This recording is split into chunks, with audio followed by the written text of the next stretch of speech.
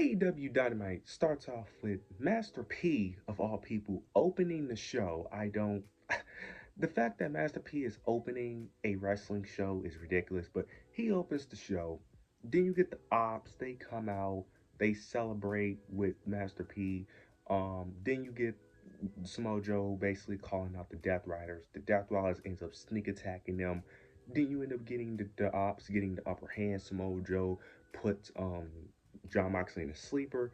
Then you get the Young Bucks. They come out, makes the save, and then you end up hearing Swerve Strickland's theme music comes out. Yeah, Swerve Strickland theme music hits. He comes out. The Young Bucks ends up leaving. They end up leaving, but as they was leaving, Kenny Omega comes out with a steel chair as well. But the Young Bucks and everyone in the Death Riders ends up escaping, and that's the end of the segment.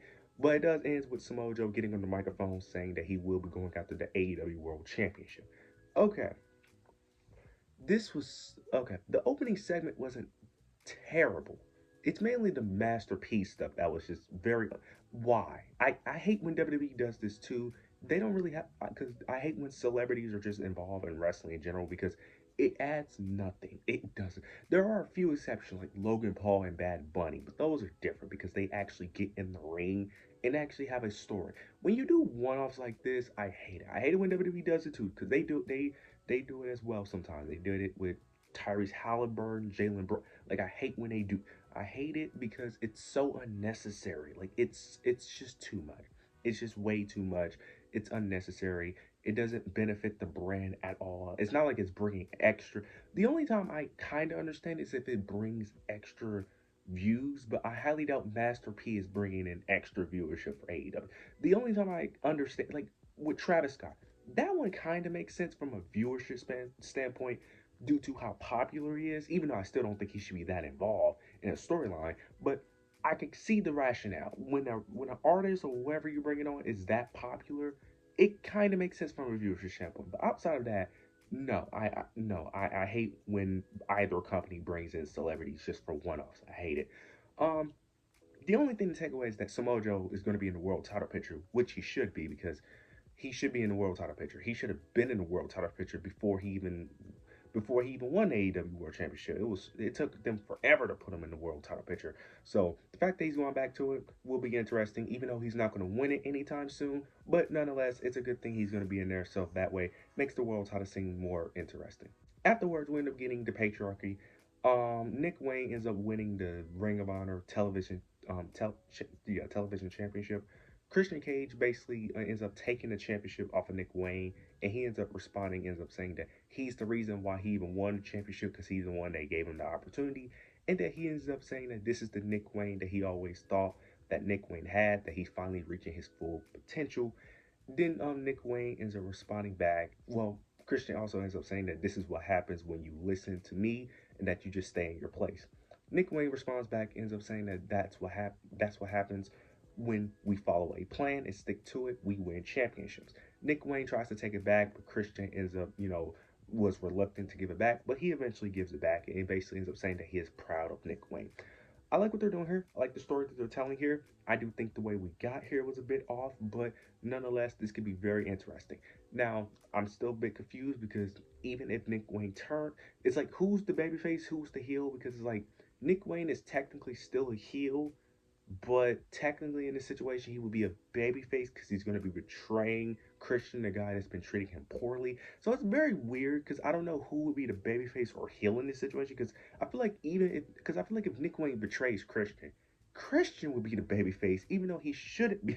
It's very weird. It's like technically speaking, Nick Wayne should be the babyface, but I feel like if they do the turn due to Christians being so well liked, that he would be the babyface in the situation, not Nick Wayne. So it's gonna be very interesting to see that if they even pull the trigger on us or when they do it, who would actually be the babyface in this scenario. Storyline wise, it should be Nick Wayne, but I feel like from the crowd, it would be Christian. So I'm interested to see how that plays out whenever it does happen. After this, we end up getting Ricochet versus Mark Briscoe. Ricochet wins. I'm not going to go that in depth on it. The main story they wanted to tell was the feud between him and Kevin Knight that just recently started last week. Ricochet attacked Mark Briscoe after the match. Then you end up getting Kevin Knight coming out for the save, preventing him from using the scissors, and that's it. Now they're doing this story of like Ricochet's like keep being not scared of Kevin Knight, but he kind of be. I'm trying to think of the word. He's basically a bitch. I'm just gonna be honest. He's acting like a bitch towards Kevin Knight. Because last week on Collision, he ended up flinching when Kevin Knight was about to attack him, and then this week he ended up running away for whatever reason after he couldn't use his scissors. So I get that's kind of part of his gimmick, but it is also weird that Kevin Knight is the guy that you're running away from when you face other opponents who are more deadlier and more who are just better wrestlers than Kevin Knight from kayfabe wise. Like you didn't do this with Swerve, didn't do this with Ospreay, but for whatever reason, Kevin Knight is the one you're running away from. Very confusing. We'll see where this goes, but I highly doubt it'll go anywhere. Afterwards, we end up getting FTR and Stokely. Apparently, Stokely is now their agent, which makes no sense. I don't really understand the reasoning behind it, to be honest. Like, why would FTR need a manager? I don't hate it, but I don't love it either. I don't think FTR really needs a manager.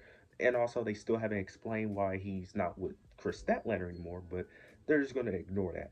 But Stokely made some good points. He ends up mentioning how FTR is suspended, and he ends up saying that it's unfair for them to be suspended because we end up having way worse crimes that other wrestlers have done. He mentioned Darby Allin setting people, trying to set people on fire. Mentioned John Moxley, you know. So I'm like, he made perfect sense because like it makes no sense that FTR is suspended because they accidentally attacked someone. But you got John Moxley and Darby Allin doing the things that they do, and they're not suspended. Makes perfect sense. But the segment ends with them. FTR was doing this thing with the Rock and Roll Express where they kept on interrupting them while they was trying to speak. Then they end up attacking them. Then you end up getting Adam Cole and Kyle O'Reilly coming out for the same. Okay, this was just bad. I don't understand. Like, who cares about the Rock and Roll Express? Like, you can't be serious right now. Also, why are they turning on the Rock and Roll Express? Because they're FTR's whole deal is that they put others before them and they constantly help their friends out without getting, basically without it benefiting them. What the what does the Rock and Roll Express have to do? Like, what do they have to do with the? Like, I don't understand this. Like, this makes no sense. Like, I don't get it. I don't understand it. I get that they're trying to get them heel heat, but really, the Rock and Roll Express was the best thing you thought of. And then you got Adam Cole and Kyle O'Reilly coming out. It's just like, I don't understand. I don't get it. I hope they find something better for them to do with before Adam Copeland returns because we all know that's what we're waiting on. But they need to find something better because this was just not it. This was just terrible, and it ran on for way too long. It was just overdone and drawn out way too long. After this, we end up getting the Young Bucks versus Speedball Mike Bailey and Kevin Knight. I'm not gonna go over the match. It was a great match, but Young Bucks win due to Ricochet's interference. So this is going to continue the rivalry of Kevin Knight and Ricochet. So we'll see how that plays out. But I'm not going to go that in depth. Young Bucks pick up the victory. Now we end up getting MJF and the Hurt Syndicate. MJF ends up coming out, interrupting the Hurt Syndicate. He basically wants them to put up the thumbs up. He ends up making his case. Basically, ends up saying that look, if he joins the Hurt Syndicate, that basically they'll be very dominant. They'll win championship gold, and that basically they'll be on top. Shelton Benjamin ends up getting his doing a thumbs up, but he says he only did it due to MVP. Now he needs to convince Bobby Lashley. He ends up, but he fears that Bobby Lashley is going to do a thumbs down, so he ends up apologizing to Bobby Lashley. Took him a while, but he ends up apologizing to him, and he ends up giving him his car, but he says that he'll only give up his car if he does a thumbs up. So they end up going backstage because his keys was in the car. Goes backstage, Bobby and Shelton's in the car, and Bobby's like driving off with it, but MJF is, following him a bit because he's driving off slowly. MJF is like, come on, man, thumbs up, thumbs up. Bobby ends up putting his hand out, and he ends up doing a thumbs down and drives away and steals his car. What I'm loving that Bobby Lashley is standing on business. I'm loving what they're doing with Bobby Lashley, that the fact that he's just refusing to put MJF in the group. Now, I am a bit disappointed because this just makes MJF look very soft. I'm just going to, like, the MJF I know would not tolerate none of this. The fact that he is this desperate to be in the Hurt Syndicate, it doesn't make much sense because he's doing this to be in the AEW World Championship, but I don't understand. This doesn't bring him that much closer to the AEW World Championship. I'm just gonna be him being in the Owen would have just done that, to be honest, from a storyline perspective. But hey, it is what it is. So that's the only thing I don't like about it is that MJF is coming off very soft when MJF shouldn't be that soft when we know what MJF is capable of. That's the only thing I have an issue with. But other than that, this is one of the more interesting things on AEW. Then we get the main event: Chris Statlander versus Jamie Hayter. Semifinals of the Owen Hart tournament. Jamie Hayter picks up the victory. I was somewhat shocked by this, to be honest with you. I did not expect Jamie Harris to pick up the victory due to her booking, to be honest. Due to her booking, I just assumed that she would lose. But she in the finals, she's going to face Mercedes at Double or Nothing.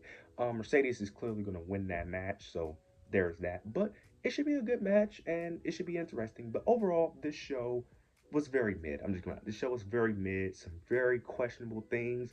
Hopefully, the build towards Double or Nothing gets better, but due to AEW's track record, yeah, it doesn't look like it. But we'll see how it plays out. But you guys let me know your thoughts and opinions down below. Make sure to like, comment, subscribe. But yeah, that's it.